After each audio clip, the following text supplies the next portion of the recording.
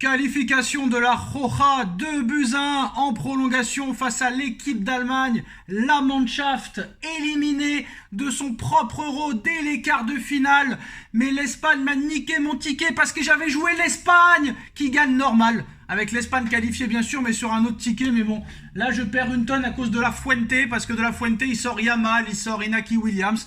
Et à l'arrivée, bah voilà, le ticket temps réglementaire, bah ça marche pas. Mais bon, si la France gagne, au moins on touchera l'Espagne qualifiée et la France qualifiée. Ce serait un moindre mal et la catastrophe serait quand même calmée. Quoi qu'il en soit, la Roja, l'Espagne élimine l'Allemagne comme je l'avais prédit. J'aurais préféré que ce soit avant les prolongations pour mon pari, mais malheureusement, ça n'est pas le cas. Mais voilà, comme je l'ai prédit, l'Espagne se qualifie pour les demi-finales de l'Euro 2024 en éliminant le pays organisateur. Et je l'ai dit, tu ne peux pas gagner en jouant comme l'Allemagne joue. Et même l'Allemagne a arrêté de jouer au ballon aujourd'hui. L'Allemagne a renié ses principes de jeu. Nagelsmann, qui joue toujours à 11 devant, a renié complètement ses idées et sa façon de jouer. Et bah voilà, très clairement, il a fait des erreurs en mettant Florian Wirtz sur le banc, en mettant Kai Havertz titulaire, alors que Kai Havertz, tu peux le laisser 300 000 ans sur le terrain, il marquera pas le moindre but. Mais voilà, on savait que l'Espagne allait se qualifier. Par contre, l'Espagne, Pedri, forfait, ainsi que le Normand suspendu.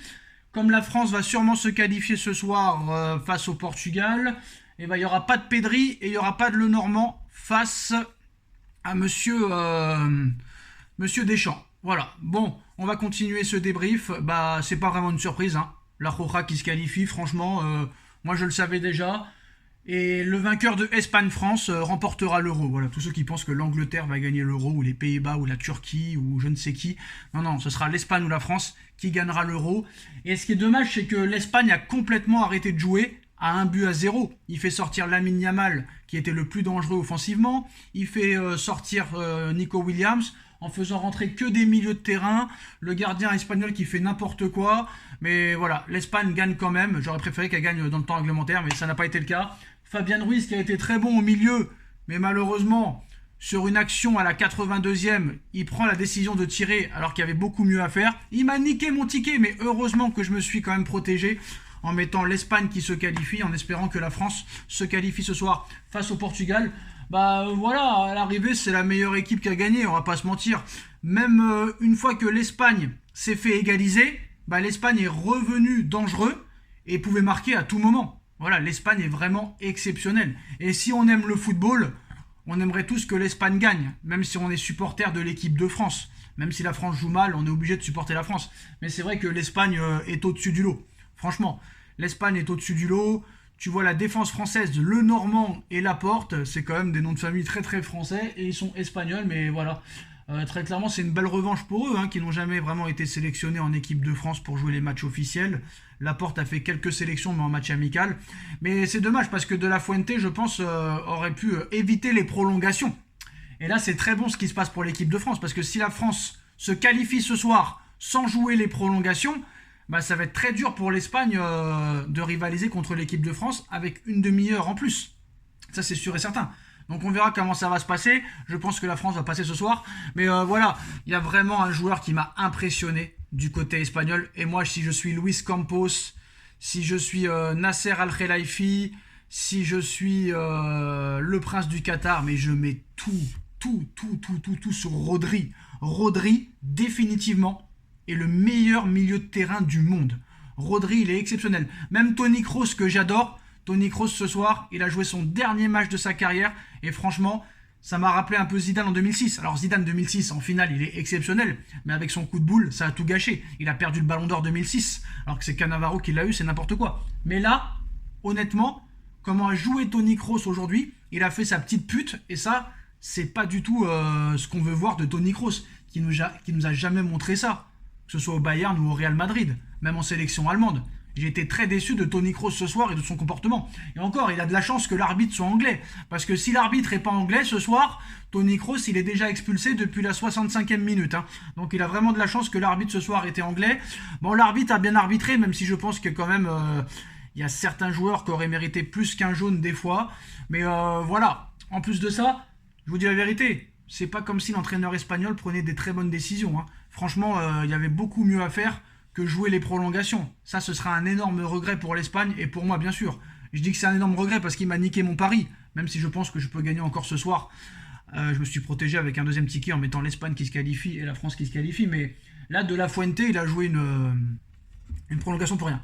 Mais là, je pense que là, très clairement, Paris a déjà dépensé des 180 millions pour des Neymar, des 222 millions pour Neymar, des 180 millions pour Mbappé, des 90 millions pour Kolo Muani ou Ramos. Mais quand tu vois Rodri jouer, Rodri c'est un génie, c'est un magicien du football.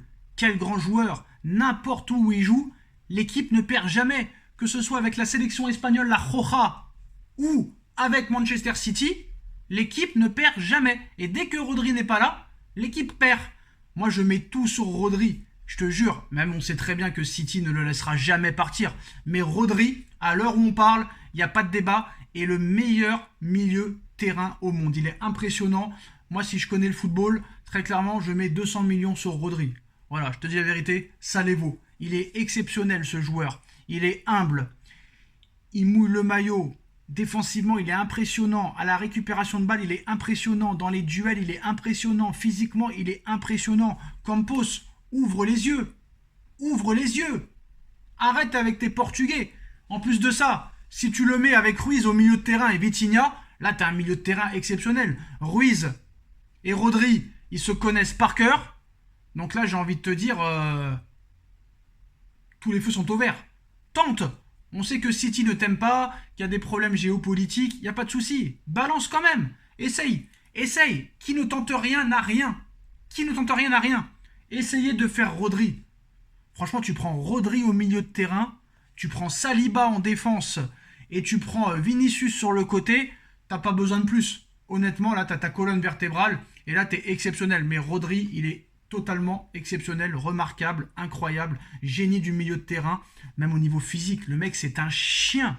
Il ne lâche rien, il court, il défend, il se bat, il est propre dans ses passes, il est propre à la récupération, il est propre dans ses tacles, il est propre dans les duels.